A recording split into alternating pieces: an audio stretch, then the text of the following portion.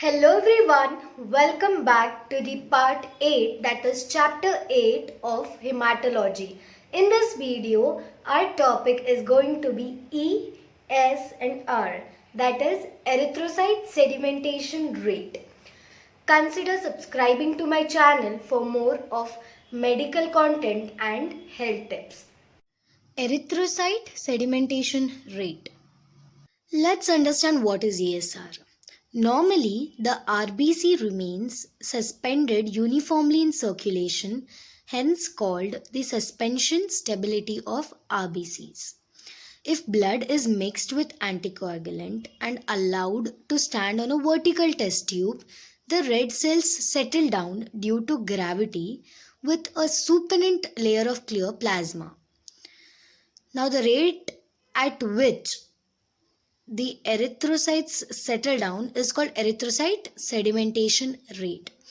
So basically what happens here is, if blood is mixed with anticoagulant and it is made to stand still in a vertical test tube, due to gravity here the RBCs settle down. Now the speed at which the RBCs settle down is erythrocyte sedimentation rate. It is also called sedimentation rate or sed rate or even Beinecke reaction. This is called because it was first demonstrated by Edmund Beinecke in 1897. So basically the definition here is the rate at which erythrocytes settle down is called erythrocyte sedimentation rate. Let's now come to the normal values of ESR. There are two methods in which it is done, that is Vestig-Grin methods and Wintrobe method. Before knowing what it is, let's understand what are the normal values are. In males, it is 3 to 7 mm in 1 hour. In females, it is 5 to 9 mm in 1 hour. And in infants, it is 0 to 2 mm in 1 hour. Basically, it is higher in females than in males than in infants. By Wintrobe methods, in males, it is 0 to 9 mm in 1 hour. In females, it is 0 to 15 mm in 1 hour. And in infants, it is 0 to 5 mm in 1 hour. This is by Wintrobe method. Let's understand what are these actually. Sorry for interrupting in the video, but do subscribe to my channel for more of such handwritten note videos. Now, the determination of ESR is done by two methods, as I told earlier, that is Vestig-Grin's method and Wintrobe's method. Basically the difference here are the tubes which are used. Those are different tubes than each other. The tubes are named respectively. Vestig-Grin's tube is 300 millimeter long and it is open on both ends, whereas Wintrobe tube is short, that is 110 and open only on one end. So what you do is take 1.6 ml of blood and add 0.4 ml of 3.8% sodium citrate, which is also anticoagulant, and add it to Vestig-Grin's tube and let it stand for 1 hour, and then the reading is taken. In Wintrobe, 1 ml of blood with anticoagulant is let stand in Wintrobe's tube for 1 hour and then the reading is taken. The difference here are the test tubes used to measure the ESR. Now what are the variations of ESR?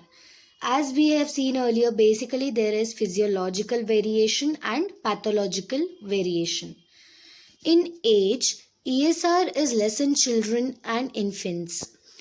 And even in sex, it is more in females than in males. Whereas in menstruation, ESR increases, especially during the menses. And pregnancy also from 3rd month to parturition, ESR increases up to 35 mm in 1 hour. So basically ESR increases whenever there is anemia. Pathologically, ESR increases in tuberculosis, all types of anemias except sickle cell anemia, malignant tumors, rheumatoid arthritis, rheumatic fever, liver disease. In all such conditions, ESR increases, whereas in others such as allergic conditions, sickle cell anemia, peptone shock, polycythemia, extreme leukocytosis, in such conditions there is decrease of ESR. So this was the variations of ESR. Now factors affecting the CSR. There are many factors as you can see.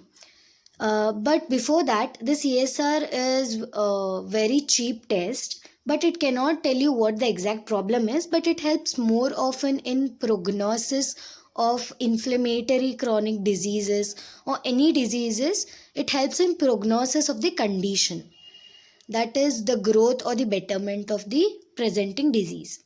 First one, the factors affecting are specific gravity. Now when specific gravity of RBC increases, the cells become heavier and increases the ESR. So basically if the RBCs are heavier, it settles down faster. So that is why the rate, and as we know ESR is rate, so it increases. Second is the Rolex formation. Rolex formation is piling up of RBCs. So it increases when RBCs pile up, it increases the ESR, and that is basically because of albumin and globulin, because they accelerate Rolex formation. Third is the increase in size of RBC. Increase in size means even the weight increases, so basically ESR increases when size increases. Viscosity of blood, it offers more resistance for settling of RBCs.